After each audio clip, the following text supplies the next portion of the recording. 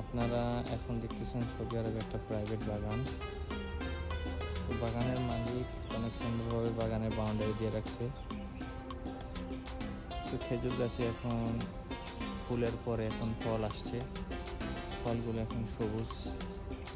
নিচে প্রত্যেকটা বড় গাছে এই ফল এসে পড়ছে, আর নিচে এই গাছগুলো ছোট, আর কিছুদিন পরে